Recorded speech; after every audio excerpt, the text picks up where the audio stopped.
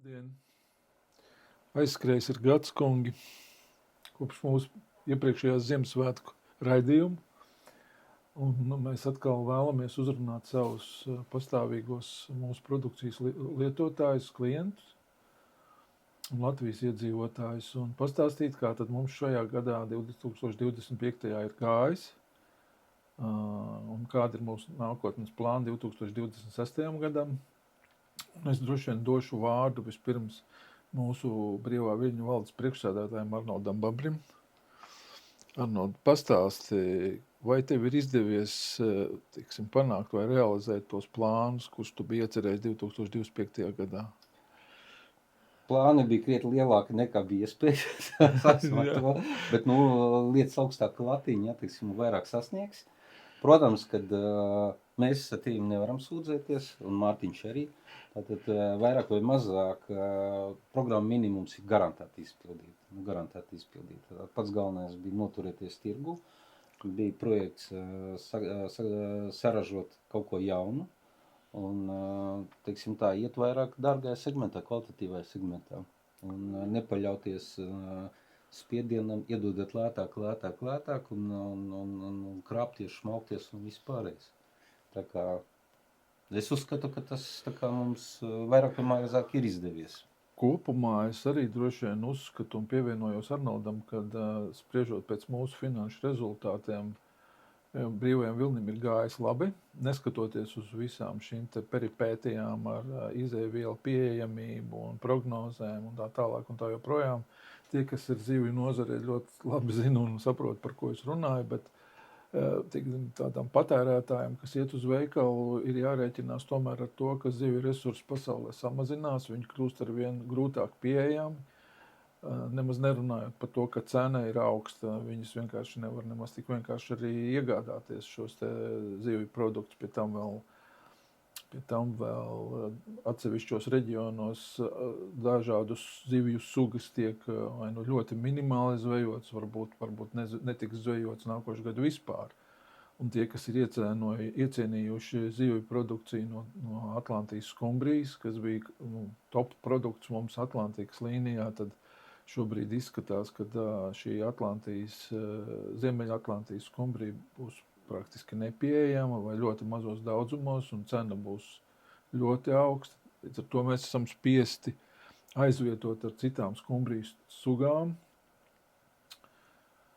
kuras, neteiksim, ka ir sliktas, bet tās garšas īpašības atšķirās. Un mēs tur, diemžēl, to ietekmēt nevaram, šo pasaules tendenci, kāda viņš šobrīd ir uz izēvielas pieejamību. Tā kā arī sardīna kļūst ar vien grūtāk pieejama. Labā ziņa ir tā, ka brētliņa būs vairāk pieejama. Tā cerams, vai ne? Jā, varbūt tās pat precīzāk. Nākošā gada skumbrija, treknā skumbrija, baltā skumbrija, par ko mēs runājam, 7% samazinājums kvotā. Tātad jau šogad sardīna, kas bija tiešām klasiskā sardīna, ko mēs visi saprotam, 50% tikai nozari, tad pa 50% nokritās, jā. Un tas, ka nākošā gada brētliņa būs pieejamāka, tas tiešām priecē. Bet tāpat laikā lieta, ko mēs varam pateikt, par ko mēs varam piedāvāt mūsu faniem un mūsu produkcijas cienītājiem, tad te veikalā mēs esam iztaisījuši uzlabojumus, kaut vai pa vienai kārbai pasūtīt. Tātad te veikals jau... Es uzskatu, ka mēs esam viņu noslīpējuši, un ja kāds grib tikt pie mūsu produkcijas, jo tur ir viss mūsu sortiments un pa uzņēmumu cenām.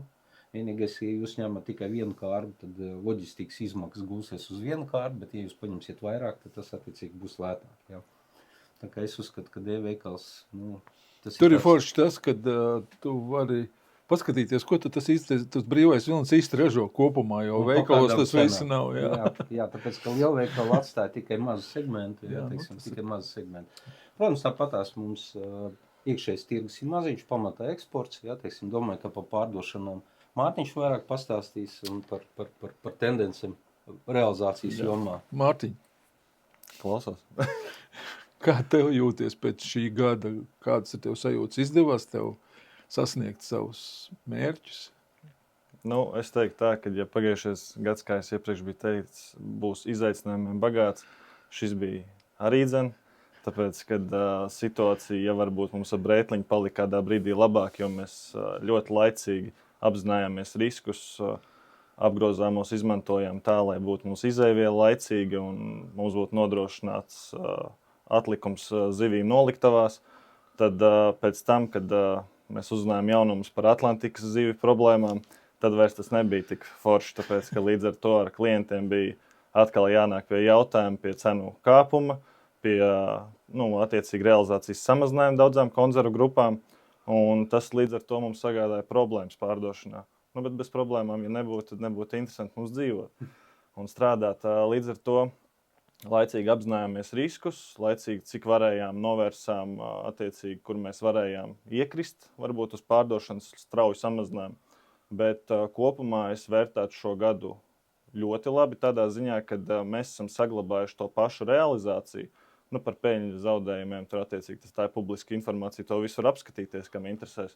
Bet, jebkurā gadījumā, es uzskatu, mēs savu mērķi esam izpildījuši, mēs esam virzījušies tā kā pareizā virzienā, tas ir tas premium, attiecīgi kvalitatīvi produkti un ir jauni produkti, ir labi atzīti produkti, kā piemēram tā pati apceptā siļķu filē, kas ir jauns produkts, lašs, krokets, tomātu mērcē, tiešām arī pārdošana ir uzlabojusies. Un tad ir ļoti daudz produktu, pie kuriem mēs strādājam. Un tas virziens arī ir pareizs, ka mēs tagad arī sākam jau interesēties par jaunu produktu izstrādi Horeka virzienā, kas, manuprāt, šobrīd ir aktuāla tendence tirgū, ne tikai Latvijā, Baltijā, bet arī eksportā. Tā kā, ir ļoti daudz arī plāni nākamam gadam, bet par šo gadu, arī izstādes mēs apmeklējām. Izstādēs, diemžēl, varbūt, ja pat skatās tā cilvēku daudzuma kvantuma ziņā ir ļoti daudz cilvēku, tiešām apmeklētāji. Bet tā, ka tiešām nāk tev pie stenda un stāvēt rinda, tāda situācija vairs nav. Es jau 4 gadus braukāju uz tām izstādēm. Var redzēt, ka tā interese varbūt samazinās, tāpēc, ka zina, kādas ir globālās problēmas ar izēvielu, ka baidās, jo ļoti strauji paliek konzervi dārgāki. Un jaunai paudzei konzervi tas ir nedaudz mazāk saprotams, Bubuls. Kas tas tāds ir. Tieši tā, tas ir tāds nezināmais bubuls, par ko tu nezini, kas tur ir iekšā un kas tur būs. Un, protams, atkarīgs ir, kāda tev ir pieredze ar to visu bijusi. Vispār jau jāsaka tā, ka ja runājam par jaunatni, tad šobrīd jau ļoti daudzas valsts ir atzinušas, ka bērniem aptaukošanās tā ir milzīga problēma šobrīd, jo gandrīz, ja nemaldos, tika minēta kaut kāda cipari, kas ir 80% no jauniešiem, kuriem ir lielākā vai mazākā mērā liekais svars. Un, virs tā kā normas viņu vecumam, un tas nozīmē to, ka tas, ko viņi ikdienā patērē, droši vien nav tas labākais, un šī gadījumā gan vecākiem, gan arī skolām, es domāju, kaut kāds audzinošais darbs ir jāveic, lai paskaidrot tiem bērniem, kad ir jāēd tomēr normāli produkti, nevar pārtikt tikai no ātrās ēdināšanas un tam līdzīgi. Bet tu pieminēji par tiem izaicinājumiem, un tad jau tu droši vien kā tu domā, nākošais gads 2026. būs, un droši vien vispār jau visi nākošie gadi būs pilni ar izaicinājumiem. Tieši tā. Bet, ja mēs skatāmies par nākošo gadu, es ar pārdošanas komandu ļoti laicīgi par to sākām domāt. Es jau apzinos kaut kādus riskus, riska tirgus, kā piemēram tās trešās valstis, viņām apjomi strauji ir krituši par šo gadu.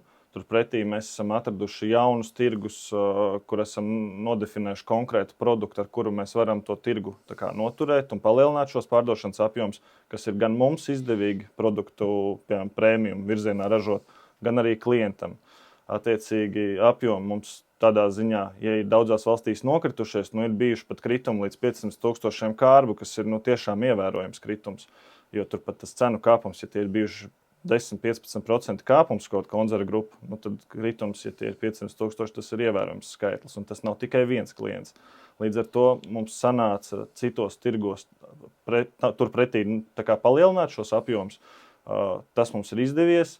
26. gadā es redzu to, ka man jau ir plāns konkrētos tirgos paplašināties, ieiet arī pāris jaunos tirgos, notiek jau runas, mums būs 3 izstādes, uz kurām mēs garantēti braucam, iespējams vēl uz 4. Pirmā no tām mums būs Dubajā Gulfoods, kas ir tiešām ievērojama pārtiks arī industrijas izstāde. Un tad arī pēc tam mums ir tā pati Seafoods, kas ir Barcelonā notiek, kur mēs ļoti daudz ar saviem sadarbības partneriem arī varam tikties, arī ar tiem saucamiem lielākajiem, izrunāt konkrētas lietas, vienoties par daudz ko. Un tad jau tā situācija gadam ejot, es domāju, ka ļoti daudz kas vēl aktualizēsies, kas notiks attiecīgi ar izēvielu. Bet šobrīd mēs esam gatavi to, ka izēviela būs problēma tādā ziņā, ka būs cenas jāpiepaceļ, tāpēc, ka skumbrija un sardīna, diemžēl, bet tāda ir tā situācija, ar ko mēs šobrīd saskaramies. Skumbrija, mēs kaut kādus daudzums kvalitatīvo skumbriju šobrīd esam iegādājušies, bet cena ir tāda, kāda viņi ir. Ja viņi ir tiešām augusi ievērojami, tur reiz 3, reiz 4, tad līdz ar to mums ir attiecīgi jāskatās, kuros tirgos mums būs kritums, kuros nē, bet mēģināt izanalizēt tā, lai mēs to pozīciju kā tādu nepazaudētu. Jo es domāju, ka paies laiks, viņi jau parādīsies tā skumbrija, viņi jau nekur nepazudīs. Un turpretī ir jāfokusēs šobrīd uz tādiem produktiem, ko mēs varam aizvietot līdz konkrētam brīdim, kamēr viņi atgriezīsies tirgū. Un tas pats, piemēram, par sardīnu, mēs esam laicīgi padomājuši, ka mēs esam iegādājušies jau tā, lai mums pietiek atlikums.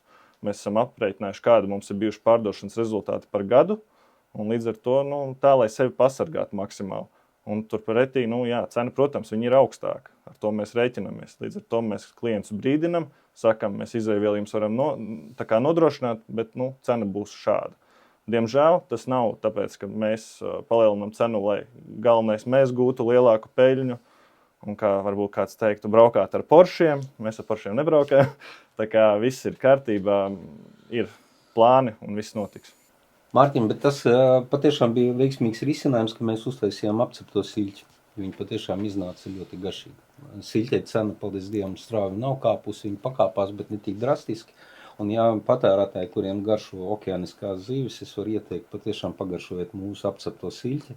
Eļļā, tas ir tāds veiksmīgs produkts, tā ir tāda labā alternatīva tiem, kam garšo treknās okeāniskās zivis. Es arī varu pateikt, ka siļķa beidzot ir bijusi tā tiešām pozīcija, apceptā siļķa filei, kad es beidzot varu pateikt, ka man personīgi arī siļķa garšo, jo iepriekš vienmēr, ja ir sardīna un siļķa, tad vienmēr jau lielākoties cilvēki grib izvēlēties sardīnu, bet tas ir tikai konkrētos tirgos. Jāsaka tā, ka ja mēs paņemam parasto patērētāju un iedodam viņu pagaršot skumbriju, sardīni un apcepto siļķi, tad pagaršojot ļoti daudz atzīmēs un pateiks, ka viņiem tā apceptā siļķe, garšos krietni labāk nekā visas pārējās pozīcijas, piekam, kas ir interesanti, cena kvalitāte būs ļoti konkurentspējīga. Tā kā laboratorija ļoti ilgi strādāja, kamēr mēs atradām to optimālo risinājumu, kā panākt, ka produkts ir konkurentspējīgs, un tomēr šī cena ir pietiekoši pieejama patērētājiem.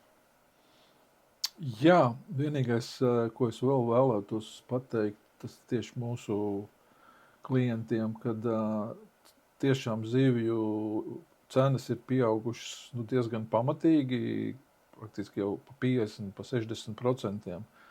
Un līdz ar to, katru reizi, kad pircējs pieiet pie plaukta, un ja viņš redz, ka tā cena ir ļoti salda, izskatās, baigi forša cena. Vienmēr vajag paturēt prātā to, ka labs produkts nevar maksāt lēti. Un līdz ar to vajag pašiem padomāt, vai tas, ko es samaksāšu, to 1 eiro vai 1,5 par to produktu, vai tas man dos gandarījumu. Un tomēr jārēķinās, ka zivju produkcija paliks dārgāk. Viņa diemžēl paliks dārgāk, un es neredzu, ka tuvāko 2-3 gadu laikā kaut kas paliks lētāks. Jo tās nozvejas kvotas visās jūrās tiek samazināts pakāpeniski, ar to ir jārēķinās. Es gribētu papildināt Māri, kad tieši no tā viedokļa, ka tagad jūs kā patērētājs paņemat to konservu bonžu un jūs redzat saldu cenu, paskatieties, vai viņi nav pustukši, paņemiet, izlasiet sastāvu. Jo daži ražotāji, lai saglabātu cenu, jums ieliek mazāk zivi. Beigās jums liekas, ka jūs nopērkat lētāk, bet ne, īstenībā jūs pārmaksājat. Jā. Lai nav tā, kad jums ir vilšanās, kad jūs it kā nopirkāt lētāk, bet beigās, ka jūs pareiķināt, ka jūs esat vienkārši apkrāpti. Īsumā mēs esam painformējuši jūs. Es nobeigumā vēl gribētu izteikt paldies šajā Ziemassvētku laikā mūsu uzticamajiem partneriem, īpaši Sijā Vento, kurš ir vienmēr mums bijis super piegādātājs, super partneris, un šajā gadā viņš mums ļoti palīdzēja, tāpat tās Aquaprofits, Kalmeta, visus nenosaukšu droši vien. Pamat piegādātāji, jā, mēs esam ļoti, teiksim, apmierināti ar sadarbību ar visiem piegādātājiem, un ceram, ka nākošu gadu mums visa šī kooperācija turpināsies. No savas puses novēlu jums priecīgu Ziemassvētkus, laimīgu jauno gadu, veselību, panākumus, un tad jau vispārējais būs pats pa sevi, vai ne, Arnold? Jā, bet paturpinot Māri, es vēl gribētu pateikt paldies mūsu kolektīvam, mums tiešām fantastisks kolektīvs, mums ir fantastiski darbinieki, mums nav neviena viestrādnieka, mums patiešām ir ļoti atsaucīgi cilvēki, un es nodošu stafeti Mārtiņš. Es varētu pateikties par visu, ko iepriekš arī pateicās. Arī, protams, kolektīvis ļoti augstu vērtēju, un pateicoties kolektīvam, mēs varam saglabāt to augsto kvalitāti un darbu un vispārējo, lai mēs ražotu šos kvalitīvos konzervus. Un vēl, protams, es arī pateikšos, kā jau pārstāvot pārdošanu arī mūsu klientiem, jo bez viņiem mums nebūtu šī realizācija. Tā kā, jā, visiem priecīgs Ziemassvētkus un laimīgi jauno gadu. Laimīgi jauno gadu.